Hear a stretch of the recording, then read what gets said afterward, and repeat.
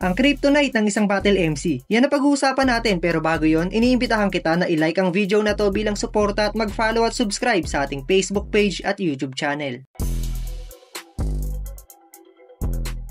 Nitong nakaraan lang ay may ginawa akong content at ang title nito ay Flip Top Revenge Moments. Ang pinaka-highlights ng video na yon ay yung mga battle MC na natalo dati sa kanilang opponent. Pero nung magkaroon ng pagkakataon na muli silang magkaharap ay malinis niyang naisagawa ang pagbawi o siya naman yung nanalo sa laban. Ilalagay ko na lang yung link ng video sa comment section para sa mga nais makapanood. At ang pag-uusapan natin ngayon, patungkol pa rin sa battle rematch, pero this time, yung mga MC naman na hindi nagawang makabawi o manalo sa kalaban, kumbaga na 2-0 sila sa dalawang beses nilang paghaharap. At yan yung dahilan kung bakit MC is Kryptonite yung ginawa kong title para sa video na to. Ang unang MC sa ating listahan ay si Looney at kontra yan kay Shei. Unang naganap ang laban nila noong 2x2 semifinals kung saan katandem ni Looney si Abra at kasangga naman ni Shei si Smaglas. Grabe yung matchup na to. 4 na halimaw sa taas ng entablado ang nagsalpukan. Classic Team LA yung napanood natin pero nagawa pa rin silang talunin ng Team SS. At doon naglaho ang tsansa ni Looney at Abra na makuha ang titulo bilang pinakaunang kampyon ng 2x2 na kalaunan ay napasakamay ni Shei at Smaglas. Ngayong round na to, ikaw lang ang mapupuruhan talaga. Nabubulol-bulol ka pa, ayaw gumana ng panga, nanguutal ka na kapag nauunahan ng kaba. Ayaw gumana ng panga, nakaluwa na yung mata, nagluluha pa talaga sa kakagaya mo sa akin, nagmumukha ka ng tanga. Presidente ng battle rap? Oo, nung sunugan, no excuses. Pero yung presidente, ang hit song, pasensya na, tao lang. Wow! Ano? Matalino ka nga, oo. Pero ginagamit mo naman sa maling paraan. Di mo ako maloloko. Aking alam na gumawa ka lang ng kanta ganyan para matakasan mo yung kababuyan mo sa nakaraan. Makalipas ang 4 na taon ay muling nagharap si Looney at Shei, pero sa pagkakataon na to, wala na yung mga katandem nila at silang dalawa na lang mismo yung magbabakbakan sa entablado. Lumalabas na underdog si Shei dito dahil noong mga panahon na to ay wala pang talo sa 1-on-1 battle si Looney. Tapos marami rin na nagsasabi na si Smaglas lang daw ang nagdala kaya nagkampiyon sa 2x2 ang Team SS. Pero expect the unexpected dahil sa pangalawang pagkakataon ay tinalo ni Shei si Looney sa isang dikit na laban. At dito rin nalasap ng hari ng tugma ang kanyang unang talo sa 1-on-1 battle. Tingnan nyo, kunwari hindi apektado. Sa flip top, ito pinakamareklamo. Kala mo talentado. Galit sa mga hurado, pues ako ang punong mahistrado. Pamihado, nagpasulat na naman kay Smag, palit gramo. O, diba? Dapat sinabi mo kamo, huwag yahabain masyado para di ka mahirapan magkabisado. Walang talab sa pari ng tugma ang mga baramong dispalinghado, kaya mag-report ka na lang para malaman ng mga tao kung gaano ka kaapektado. Time! Alam nyo ba, nung 2x2 dati, may kumalat na chismis. Champion na daw yung Team LA kasi nagsama yung dalawang big fish. Big fish? Baka selfish na di marunong magpasahan. Kaya nung natalo, ayun, sisihan. Pa-post-post pa sa Facebook yung kapatid mong kamukha ni Melay. Kesyo yung kuya niya daw, undefeated, unrivaled. Ulol, sino ka ba? Tignan, pumunta ka ng YouTube, tignan mo yung views ng semis, 7 na yung 0. Yung 7-0 kita. Sunod, J. King vs Tipsy D. Sa Aspacan 4 event sa Pampanga, nagkatapat si King at si Tipsy para sa second round ng 2016 Isabuhay Tournament. Kung sino ang mananalo dito ay aabante patungong semis at sa naging salpukan nila, si Tipsy D ang nag-uwi ng panalo. Pero may mga hindi kumbinsido sa naging resulta ng laban at ang dahilan nila ay hindi naging malinis ang performance ni Tipsy D. May pangyayari kasi doon na napahinto siya ng ilang segundo pagkatapos niyang mag-rebat sa round 3. Kaya aminadong mas kilala ka sa akin, pero ako yung mas bukang bibig. Kasi lamang ka lang sa paningin, ako lamang sa pandinig. Para mo nakakagulat, ang sakin nakakayanig. Tumatagos ka lang sa globo, ako gumugunaw ng daigdig. Tapos sasabihin mo na magkakaroon ka lang ng kalabang magaling pag humarap ka sa salamin. Matagal mo na palang alam ang kapalaran na kailangan mong harapin. Dahil ngayong gabi, dumating na ang inaasahan mong kalaban na magaling. At iniwang kitang bintana ng kabaong ang kaharap mong salamin.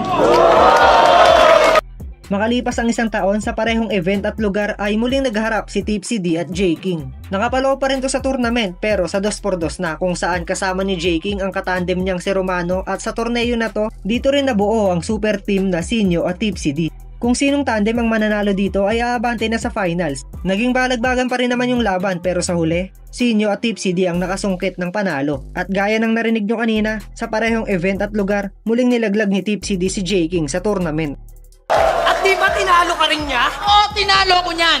Pero wag mo nang ipangalandakan. Kasi di naman mananalo sa akin yan nung aspakan kung di niluto yung laban. Kaya dapat nilulukan. Kaya, wag ka na maghiganti pa. Duwende ka! Tanggapin mo na lang ang pagkatalo. Kasi kung ano ang laki ng ating pagitan, yun ang liit ng chance nyong manalo. Para sa pangatlong pwesto, Jonas kontra kay Batang Rebelde. 2011 nung unang beses silang naglaban at pareho nilang debut battle yun. Kumbaga hindi pa nila gaanong gamay yung rap battle at hindi pa nila kilala yung estilo na para sa kanila. Umabot pa sa OT yung battle at pagkatapos si BR ang tinanghal na panalo. Ika na ba yung sinasabi nila? Na P, nakamalakas daw sa tansa. Ngayon ipapaki, tako sa kanila. Hindi ikaw ang P, nakamalakas. Ikaw ang P, nakamalansa. Tangina ka. Ay, isa kang bagitong supot na maangas ang ugali. Piling gangsta subalit may gatas pa sa labi. May balat ka sa puwet kaya malas ka palagi. At sa sobrang pangit mo walang babae na sa'yo'y nangahas magpalahi. At sa higit 10 taon nilang pagbabatak sa rap battle ay muli silang maghaharap. Ang kulit lang nito dahil hindi nakapaloob sa kahit anong tournament yung battle na to, basta rematch lang. Pero tingin ko makatarungan naman na mag-rematch sila dahil napakatagal na nung unang laban nila. Kung nung unang laban nila pareho nilang debut battle, ngayon naman pareho na silang veterano sa eksena. Naging solido yung palitan nila pero gaya ng naunang resulta, si Batang Rebelde pa rin ang nakakuha ng panalo. Ba't kami ulit pinaglaban mo neto, Arik? Ako tuloy sobrang nabwisit. Kasi tinalo na ako neto dati. Nung matalim pa ang aking, nung mapurol pa aking isip. Pero ngayon, hindi na pwede.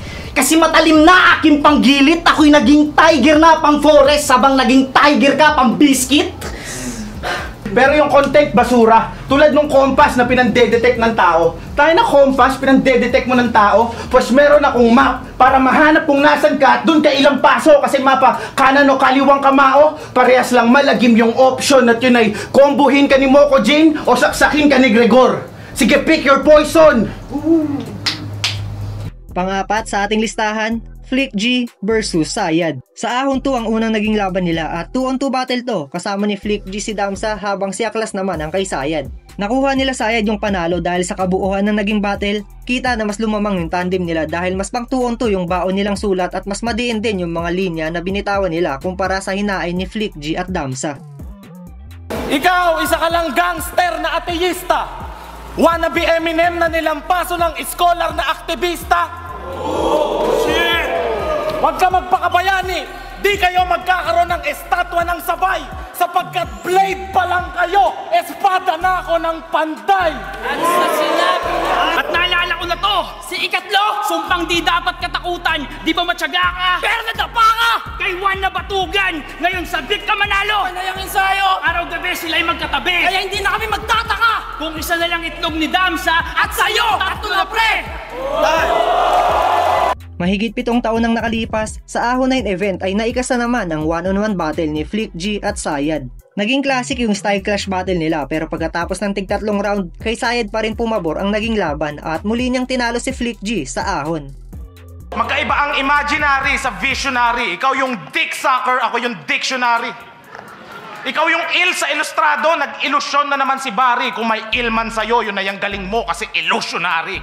Pero nakalaban ko na daw to dati. Tinulbos at linapastangan. Ang kaso nga lang, wala akong maalalang ganong klaseng kaganapan. Tinumba na nga ba kita?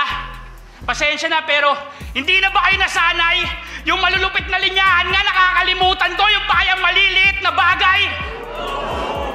At ang huli, Tipsy D kontra kay Looney. Dahil sa solidong rookie year ni Tipsy D sa liga, sila ni Tordy ang nagrepresenta ng Bataan para sa 2x2 tournament. At nakatapat nila sa unang yugto ng torneo ang super team na sina Looney at Abra. Pinakitaan tayo ng solidong chemistry ng Double D pero hindi pa rin naging sapat yon para ma-upset ang Team LA. Madali lang magpakaloni at maglakas ng boses, ikaw ay puro hype. Madali lang magsulat ng multi at magandang punches, ikaw ay stereotype. Hindi ka hari ng tugma o ng rhyme scheme, hindi rin prototype. Digmaan lang salita, ito ang fight scene, let's brawl tonight. Kasi, ito na ba yung kalaban namin Tipsy D? May mabahong katabi? Yung kasama mo kasi sobrang kabado na tae, kaya wala akong pake kung mas matapang ka pa sa barako na kape. Oo, yung ngipi mo sa harap pare, masyadong malaki.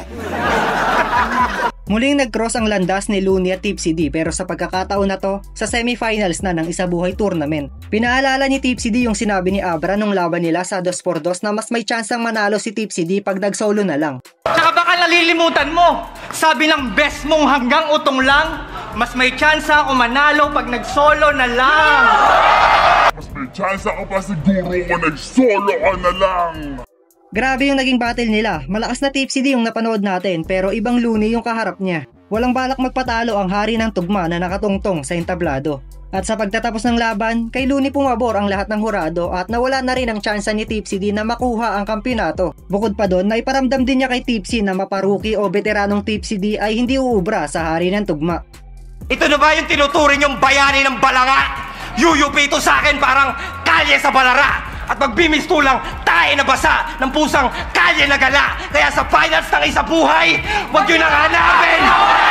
Ang tagal!